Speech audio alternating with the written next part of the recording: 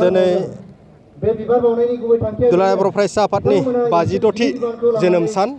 आरो 15 फेब्रुवारि जोङो बयबो मिथिगौ दुलाराय बर' फरायसा आफादा 1967आव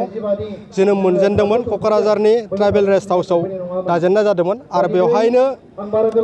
मुगानि आगदारि जायखौ जोङो बिमुं होदों बानेश्वर बसुमतारी बिथाङा आफादगिरि महरै बिबान लानानै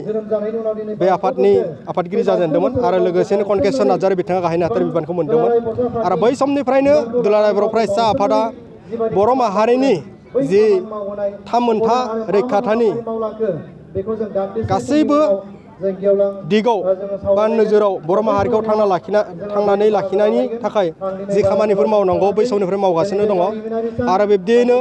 दुलाराय बर' फरायसा आफादा गोबां गुबुन गभर्नमेन्टनि जि नारसिननायाव जोङो एसे सिलिंखार जानांगौ बायदि जादोंमोन आरो बै समाव दुलाराय बर' फरायसा आफादा बर' माहारिखौ जुदि बे बुहुमाव फोथांनानै लाखिनांगौब्ला बेखौ नोजोर होनानै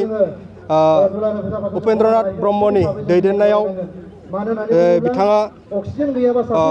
बर' माहारिखौ जुदि बेहाय फोथांना लाखिनांगोनब्ला बड'लेण्डनि मुभमेन्टखौ बिथांनि जागायनाय जेनदों जादोंमोन आरो बिब्दियैनो बर' माहारिया दिनै मोनथाम एकर्ड खालामबाय 1993आव BSC एकर्ड जादों आरो बै BSC एकर्डआव जोङो सनितपुर जिल्ला हिसाबै जोङो बै BSC एकर्डआव जोंनि गामिफ्रा थाफानो हायाखै बा लाफा जायाखै आरो फैनानै 2003आवनो मोनसे BTC एकर्ड जालांबाय आरो बेयो बेल्टिजों जादोंमोन आरो बेयावबो दुखुनांथाव बाथ्रा जोङो सनितपुर जिल्ला हिसाबै जोङो थालांनो गोनां जादों दा फैनानै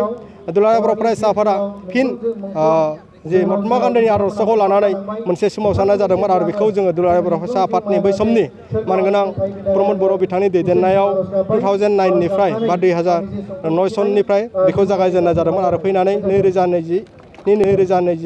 2027 जानुवारियाव BTR एकर्ड जोङो मोनसे एकर्ड मोननो हादों आरो बै एकर्डनि गेजेरजों आनडिभाइडेड सनितपुर जिल्लाया गामि हाबसननो हानायनि 3.1 दफायाव दङ आरो बिदियैनो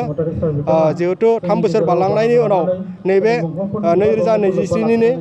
जे 26 जानुवारियाव आसामनि मानगोनां मुख्यमन्त्रि डक्टर हेमन्त बिश्व शर्माया गं 60था गामिखौ BTR हाबसनबाय होननानै फोसावदों आरो जोङो सनितपुर जिल्ला हिसाबै बेहाय गोजोननाय दङ आरो बेवहाय बिथाङा मोनसे बाथ्रा बुंदों दे फार्स्ट स्टेप आरो सेकेन्ड स्टेप आरो थार्ड स्टेपनि बाथ्रा बुंदों माने खनसेयैनो बै जेबे ओनसोला BTRआव थाफागोन बेखौ खनसेयैनो बिथाङा फोसावाखै बेनिखायनो स्टेपनि बाथ्रा बुंदों जाहाथे जोङो नैबे दिनै 56थि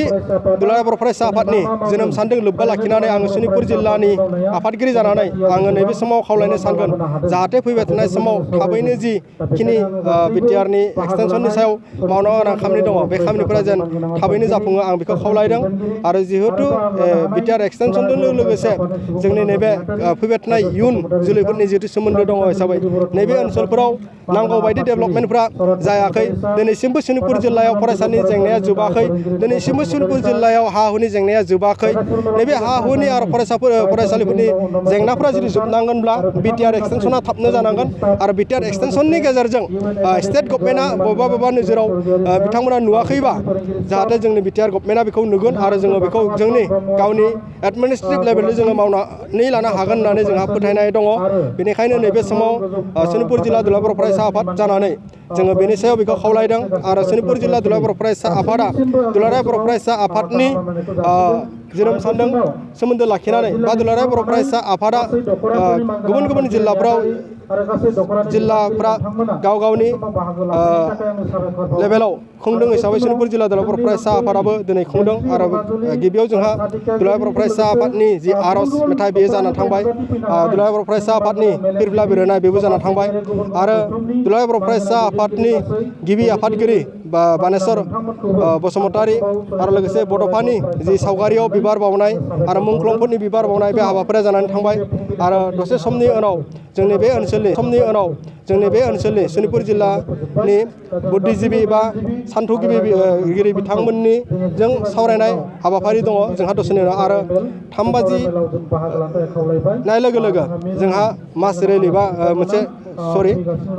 लं मार्च हाबाफारि जोंहा दङ आरो लोगोसे मोनाबिलिनि 5 बाजि रिंगायाव गं 50था साखि जि सावनाय बे हाबाफारिफ्रा जोंनि गेजेराव दङ आरो बेखौ सनितपुर जिल्ला दुलाराय बर' फरायसा आफादा गासैबो हाबाफारिखौ मावनो थाखाय आखायाव लादों आरो नैबे समाव आङो खावलायगोन जाहाथे गासैबो फरायसा फरायसुलि लोगो नोंथांमोनजों लोगोसे बे ओनसोलनि बुद्धिजिबि आरो ओनसोलनि गामिनि रायजो राजा बिथांमोना बे हाबाफारिफ्राव बाहागो लागोन आङो बेखिनिखौनो खावलाय गोजोन्थों। नोंथाङा बाहागो लानानै मा फोरमायगोन? गिबियावनो दुलाराय बर' फरायसा आफादनि 52थि गायसनथाइ बे गायसनथाइ साननि गाहाम हामलायनायखौ गासै सुबुं माहारिनिसिम आङो बावहरनाय जाबाय। दिनै सनितपुर जिल्ला दुलाराय बर' फरायसा आफादा मिरुनि बिथोन बायदियै नैबे बाथासिपुर मिलन गेजेरारि गोजौ फरायसालिनि गेवलां गेलेग्रा फोथाराव दुलाराय बर' फरायसा आफादनि 52थि जि जोनोम सान एबा गायसनथाइ सान बेखौ दिनै फालिदों। बे फालिनाय हाबाफारियावनो मिरुनि जानानै आङो बाहागो लानो मोननानै जोबोद गोजोननाय मोन्दों। मानो होनोब्ला दिनै दुलाराय बर' फरायसा आफादा जोनोम जानायनि उनाव दिनै 52 बोसोर दिनै आबुं जाबाय। बे 52 बोसोर आबुं जानायनि उनाव सासे सुबुङा 52 बोसोर जानाय लोगो लोगोनो बिनि मावनाय दांनाय साननाय हनाया जिबायदि रोंखा राखा जायो दिनै दुलाराय बर' फरायसा आफादनि साननाय हनाय मावनाय दांनाय दिनै मेचुर लेभेलाव फैबाय। दिनै बे आफादा मोनसे माहारियारि आफाद हिसाबै दिनै गायसननो हाबाय।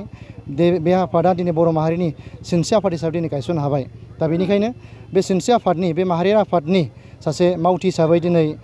जोनोम सानखौ एबा गायसननाय सानखौ फालिनायाव बाहागो लानो मोननानै आं जोबोद गोजोननाय मोन्दों। फैबाय थानाय समाव गासै बर' माहारिखौ आं खावलायनो लुबैदों जाहाथे दुलाराय बर' फरायसा आफादनि जिबायदि खामानि जिबायदि मिशन बै मिशनाव बाहागो लानानै गेरेमसा बर' माहारि दानायाव जाहाथे साफ्रोमबो बाहागो लायो बेखौ आङो खावलायनानै आङो साबायखर बावनाय जाबाय।